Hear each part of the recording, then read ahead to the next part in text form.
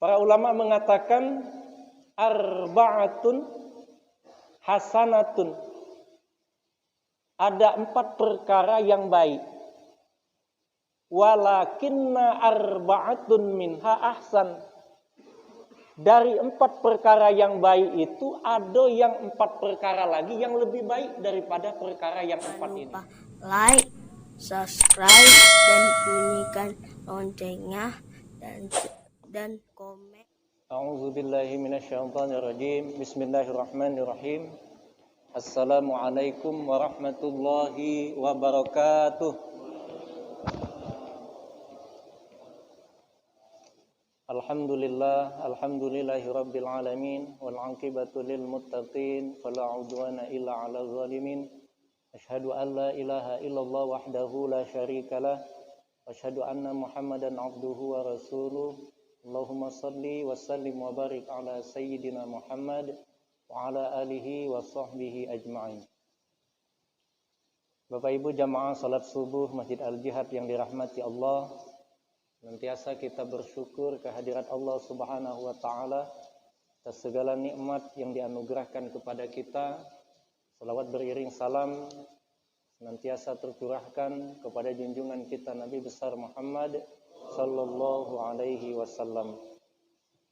Bapak Ibu jamaah sekalian, mudah-mudahan kita semua yang hadir di sini, keluarga kita, tetangga kita, guru-guru kita yang saat ini dalam keadaan sakit, kiranya Allah memberikan kesembuhan. Allahumma amin ya rabbal alamin. Bapak Ibu jamaah sekalian, kemarin kita sudah membahas tentang nasihat Rasulullah sallallahu alaihi wasallam kepada Abu Dzar. Ada 4 nasihat. Yang pertama adalah jaddidis safina, memperbaiki niat kita bahwa setiap apa yang kita kerjakan hasilnya tergantung kepada niat kita. Lalu yang kedua, wa khuziz zada kamilan, bahwa kita harus mempersiapkan bekal sebanyak mungkin, sempurna mungkin, karena perjalanan menuju akhirat sangatlah panjang dan jauh, tentunya membutuhkan bekal yang sangat banyak. Lalu yang ketiga, wa khaffifil himla, maka hendaknya kita semasa hidup kita meringankan beban tanggung jawab kita di hadapan Allah Subhanahu wa taala. Jangan sampai sepanjang hidup kita banyak beban yang harus kita pertanggungjawabkan di hadapan Allah, karena mungkin selama hidup kita terlalu banyak dosa, kesalahan, kezoliman yang kita lakukan. Dan yang terakhir,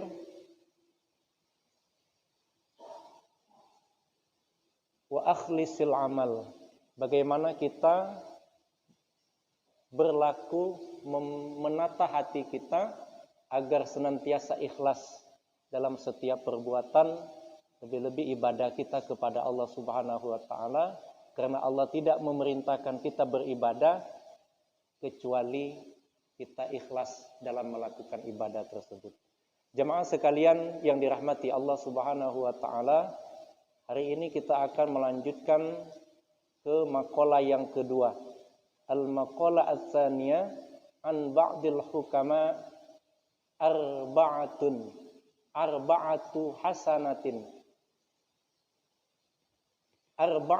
hasanatun walakinna arba'atun minha ahsan. Al-haya'u minar rijali hasanun walakinnahu minal mar'ati ahsan. Wal adlu min kulli ahadin hasanun walakinnahu minal umara'i ahsan. Wat taubatu minasyaikhi hasanatun walakinnaha minasyabbi ahsan. Wal judu minal aghniyai hasanun walakinnahu minal fuqara'i ahsan.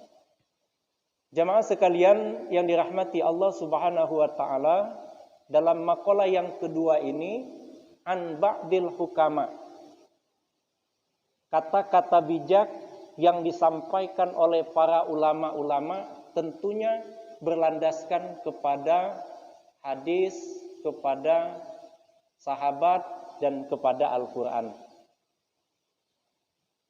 Para ulama mengatakan arba'atun hasanatun. Ada 4 perkara yang baik. Walakinna arba'atun minha ahsan. Dari 4 perkara yang baik itu ada yang 4 perkara lagi yang lebih baik daripada perkara yang 4 ini. 4 perkara ini sudah bagus. Tapi kata ulama ada 4 lagi tapi itu lebih baik daripada 4 ini. Apa yang pertama jamaah sekalian? Al-haya'u minar rijali hasanun.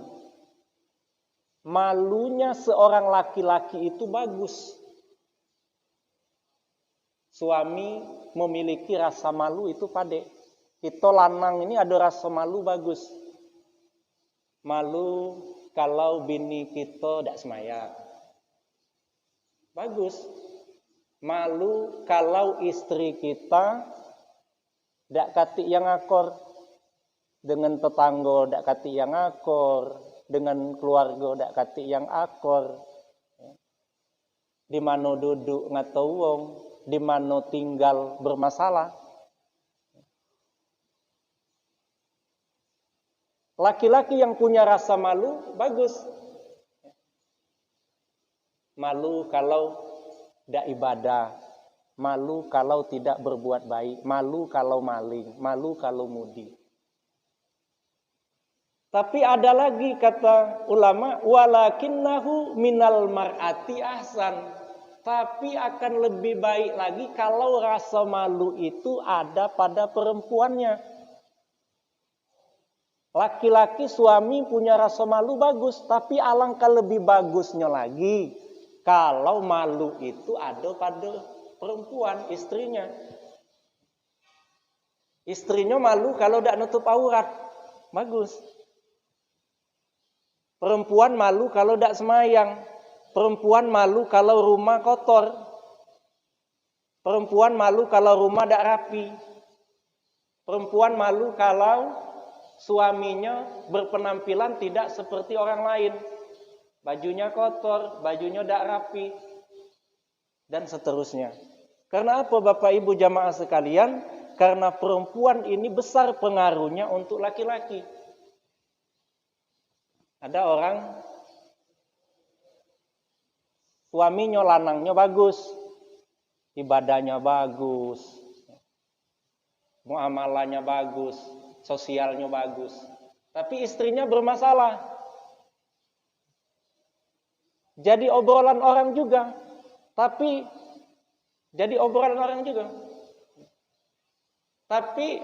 akan jadi obrolan lagi ketika yang tidak bagus itu istrinya.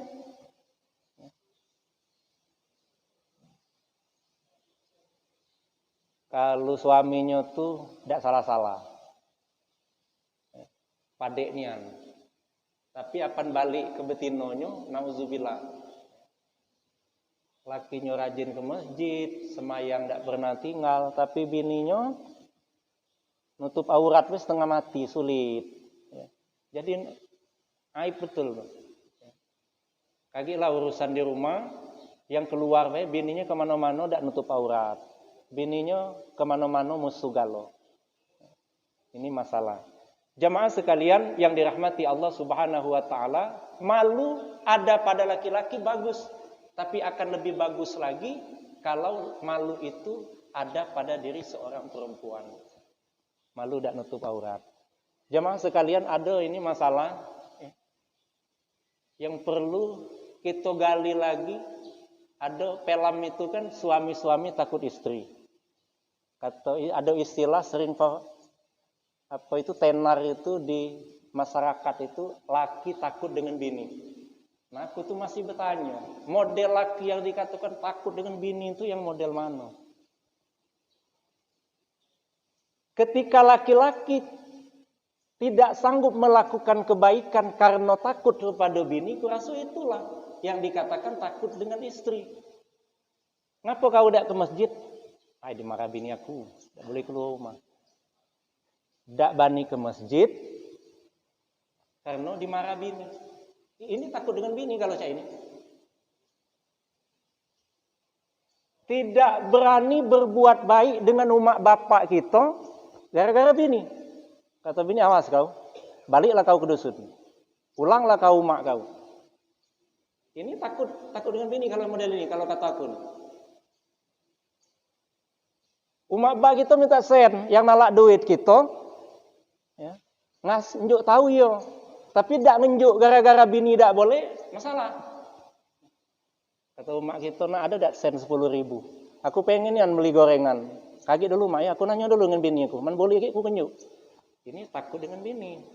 Setuju aku kalau yang model ini takut dengan bini. Walaupun sebenarnya ya, musyawarah menunjuk tahu itu wajib. Ya, namanya musyawarah. Kasih tahu aku tadi nunjuk duit dengan umat. Bagus. Bapak Ibu jamaah sekalian, ada lagi yang sering terjadi di tengah masyarakat itu, suami bantu pekerjaan istri.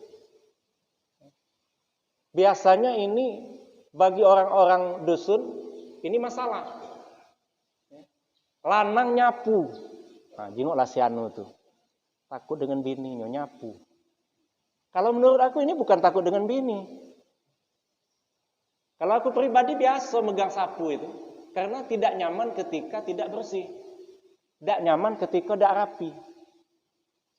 Yang masalah itu, ibu-ibu, laki dikatakan takut dengan bini itu, ibu tidak katik gawe, kaki naik pucuk meja, megang HP, nonton TV, laki nyapu ngepel, masalah.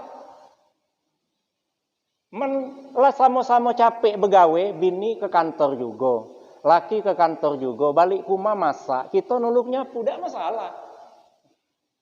Gawe lah dak katek, laki lah begawe, balik rumah sore capek, di rumah nyapu belum, pakaian belum dicuci, nak makan nasi dak kati yang nak dimakan. Balik rumah laki masak juga. Model ini masalah. Bukan sekedar ya, bukan masalah kecil, ini masalah besar. Tapi ketika sama-sama capek, sama-sama berbagi pekerjaan, kita nih bini aku masak, baru dia nyuci, aku nolong nyemur. Tidak masalah, bagus. Bini kita masak, bini kita nyuci, kita nyapu halaman. Ini bagus. Karena bapak ada nian lanang itu, lanang nian kalau istilah wong tuh. Kalau laki aku tuh Ustaz lanang nian. Ngapa bu? Seumur hidup tidak pernah nian terpegang di gagang sapu. Lanang nian tuh ada. Padahal sama-sama begawe, sama-sama nyari duit, sama-sama capek. Yang lanang nyedak nian, ngemuat susu anak be sekali belum pernah. Nauzubillahi, summa nauzubillahi min zalik. Bapak Ibu jemaah sekalian yang dirahmati Allah Subhanahu wa taala, karena ketika istri kita bahagia, maka kebahagiaan itu akan tercipta. Ketika orang tua kita bahagia, maka insya Allah rumah tangga kita akan bahagia. Bini kita tidak bahagia, payah, dia berutuk terus. Mandi batang, mandi dusun tuh nyuci di batang itu, dimpas-pas ini pakaian kita. Lah, kena dia tidak kata yang terpenuhi. Ya. Nak beli baju lah, jak nganten hari itu sampai kini tidak dibeli-beli. Nak beli cincin tidak dibeli-beli, senado padahal. Nah, maka ketika seorang laki-laki berusaha untuk membahagiakan seorang istri, maka rumah tangga itu akan tercipta di dalamnya kebahagiaan. Tapi bahagia berdua baik, tidak dapat membahagiakan kedua orang tua, maka sulit juga akan mendapatkan kebahagiaan. Bapak Ibu jamaah sekalian yang dirahmati Allah, itu yang pertama, malu pada laki-laki itu bagus, tapi akan lebih bagus lagi ketika malu itu terdapat pada seorang perempuan. Lalu yang kedua, wal adlu min kulli ahadin hasanun walakinnahu minal umaroi ahsan. Adanya keadilan pada seseorang itu bagus. Suami adil, orang tua adil dengan anak. Walaupun adil itu tidak mesti sama. Anak kita ada yang lah SMA, ada yang SD. Yang SMA kita beli motor, kita kasih HP. Yang SD belum kita kasih motor, belum kita kasih HP. Adil. Duit jajan yang SMA sehari 10.000. Yang SD jajannya sehari 2.000. Adil. Karena adil itu tidak mesti harus sama. Adil sebenarnya adalah sesuai dengan kebutuhan. Masyarakat satu RT. Model kami di Blok A misalkan. Kakaknya ada 100 kakak. Ada bantuan. Adil itu tidak semuanya harus rato. Ini beras ada sepikul. Sementara kita ada 100 rumah. Berarti harus 1 kilo setiap rumah. Ini bukan dikatakan adil. Tapi adil di sini adalah sesuai dengan kebutuhan. Dari 100 rumah ini, berapa nian yang butuh raskin ini siapa? Oh, si A, si B, si C. Kalau itu lamapan tidak usah. Nah, dikasihkan kepada yang lebih berhak, itulah yang dikatakan adil. Bukan mesti adil itu sama rata. Tidak. Ketika seseorang bisa berbuat adil itu bagus.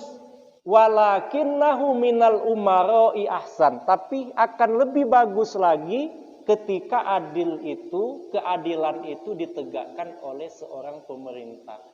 Seorang pimpinan. RT, lurah, camat, wali kota, bupati misalnya. Itu karena dia lebih mempengaruhi untuk kemaslahatan orang banyak. Kalau pribadi yang berlaku adil bagus, tapi akan lebih bagus lagi ketika seorang pemimpin bisa berlaku bijak dan bisa berlaku adil untuk masyarakatnya. Jamaah sekalian yang dirahmati Allah Subhanahu wa taala, lalu yang ketiga, wat taubatu, taubat ai arju'u ilallahi taala, kembali kepada Allah Subhanahu wa taala, minasyaikhi hasanatun. Untuk orang-orang yang tua itu bagus. Umur 50 insaf bagus. Umur 60 insaf bagus, taubat. Tapi walakinnaha akan tetapi minasyabih ahsan. Tapi alangkah lebih baiknya lagi ketika taubat itu, insaf itu dilakukan oleh anak-anak muda. Kalau lah tua, wong ngatonya lah wajar lah pulo menak tobat umur 60. Ya. Orang mengatanya biasa, tapi ketika ada orang usia muda, ya, anak SMA, anak kuliahan, orang yang umur masih di bawah 30, umur 20 lah berlaku bagus, sudah insaf, ini sesuatu yang lebih bagus lagi. Karena orang tua lah biasa. Apalagi di dusun kadang kasianian bu, umur lah 60, kadang-kadang lah 70 gini ini, sedih nian nyingok. Tidak seluruh, ada orang-orangnya. Karena pengaruh yang namanya sabu itu luar biasa.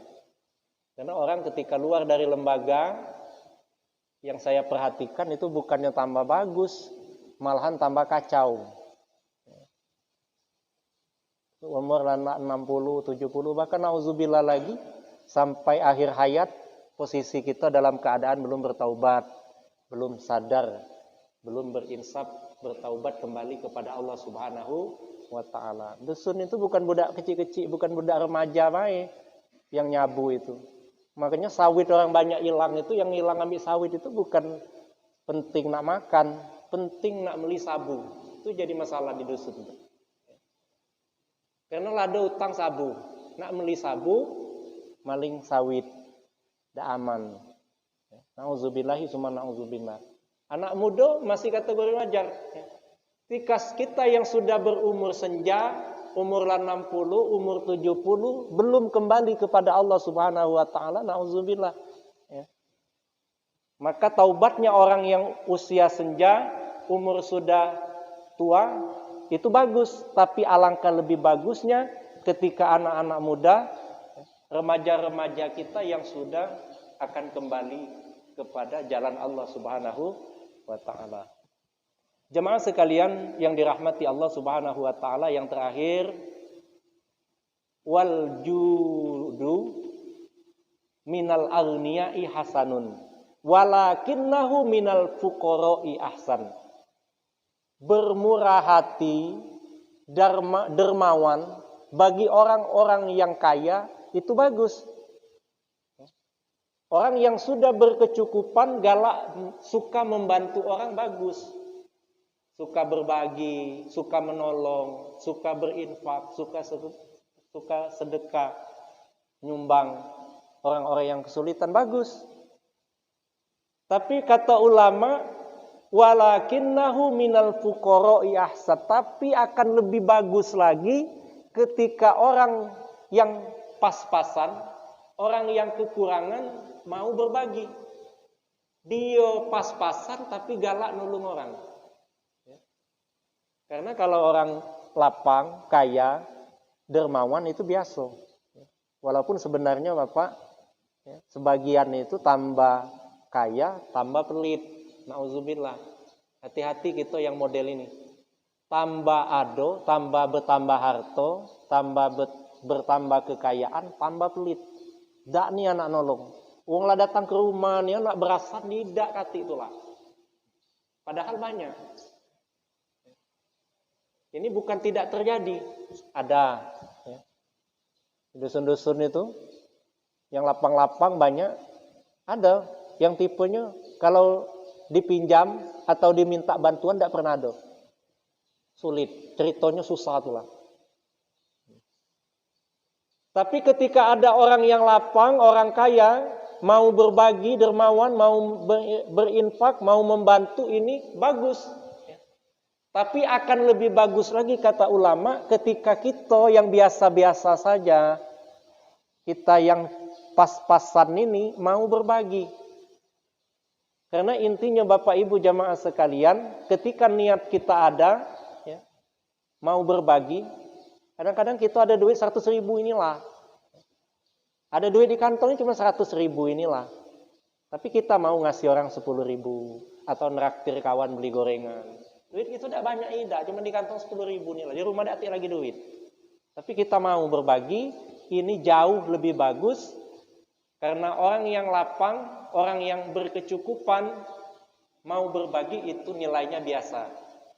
Seharusnya seperti itu. Tapi kita yang pas-pasan, mau menolong orang, mau membantu orang lain, mau berbagi, maka ini sangat luar biasa. Bapak Ibu jamaah sekalian yang dirahmati Allah Subhanahu wa taala, mudah-mudahan nasihat yang terdapat dalam kitab ini akan menasehati saya pribadi dan kita semua yang hadir di sini. Mudah-mudahan kita dapat mengambil pelajaran. Yang pertama, bahwa sesuatu yang bagus, yang pertama adalah adanya rasa malu pada seorang laki-laki. Ketika suami ada rasa malu, bagus. Tapi akan lebih bagus lagi ketika malu itu ada pada seorang perempuan. Karena besar pengaruh seorang perempuan ketika dia bagus, seorang perempuan, seorang ibu ketika dia bagus, besar pengaruhnya untuk suami, lebih-lebih untuk anak-anaknya. Lalu yang kedua, wal adlu, adil seseorang min kulli ahadin, pada setiap orang itu hasanun, bagus. Tapi akan lebih bagus lagi ketika adil itu, kebijaksanaan itu terdapat pada seorang pemimpin. Dan yang ketiga, taubat, kembali kepada Allah, insaf pada seorang yang sudah tua itu bagus. Tapi akan lebih bagus lagi ketika orang yang masih muda belia, tapi dia sudah mau kembali kepada Allah Subhanahu wa taala, sudah mau bertaubat, sudah mau insaf kembali ke jalan Allah Subhanahu wa taala. Dan yang terakhir, seorang yang dermawan, seorang yang kaya raya, seorang yang serba berkecukupan, mau berinfak, mau menolong orang, mau berbagi, bagus. Tapi alangkah lebih bagusnya lagi ketika orang yang sebenarnya dia bukan hanya berkecukupan, bukan hanya pas-pasan, tapi dia sebenarnya juga kurang, tapi dia berusaha untuk membantu orang, berusaha untuk mau berbagi, maka ini jauh lebih bagus daripada orang yang berkecukupan yang mau menolong orang. Karena orang yang berkecukupan menolong orang itu biasa, tapi orang yang kekurangan mau berbagi itu sesuatu yang luar biasa. Barangkali ini saja renungan kita, nasihat bagi kita semua di pagi hari ini. Mudah-mudahan menjadi pelajaran, menjadi ingatan bagi kita semua bahwa kita ada yang baik, tapi ada yang lebih baik lagi daripada itu. Terkhusus bagi kita laki-laki, malu pada diri kita itu sangat bagus sekali, tetapi alangkah baiknya lagi ketika istri kita juga memiliki rasa malu karena istri kita jauh lebih memberikan pengaruh untuk anak dan orang-orang di sekitar kita. Barangkali ini saja, kita berdoa kepada Allah Subhanahu wa taala, mudah-mudahan kita senantiasa diberikan kesehatan. Dengan kesehatan kita ini kita dapat melakukan banyak hal. Kalau kita merasa kekurangan, kita merasa serba kekurangan, tapi sebenarnya banyak nikmat yang harganya tidak dapat dinilai dengan uang, diantaranya adalah nikmat kesehatan. Karena dengan sehat kita bisa bekerja, kita bisa sholat dengan baik, kita bisa bermuamalah dan lain sebagainya. A'udzubillahi minasyaitonirrajim. Bismillahirrahmanirrahim. Alhamdulillahirabbil alamin. Shalatu wassalamu ala asyrafil anbiya'i wal mursalin wa ala alihi washabihi ajmain. Allahumma ighfir lana dzunubana wa liwalidayna warhamhuma kama rabbayana shaghira wa li jami'il muslimina wal muslimat wal mu'minina wal mu'minat al ahya'i minhum wal amwat innaka samii'un qaribun mujibud da'awat wa ya qadiyal hajat. Allahumma zidna ilman nafi'ah wa rizqan wasi'ah wa shifaan min kulli da'in wa saqamin. Allahumma anfa'na bima 'allamtana wa 'allimna ma yanfa'una warzuqna 'uluman tanfa'una fid dini wad dunya wal akhirah.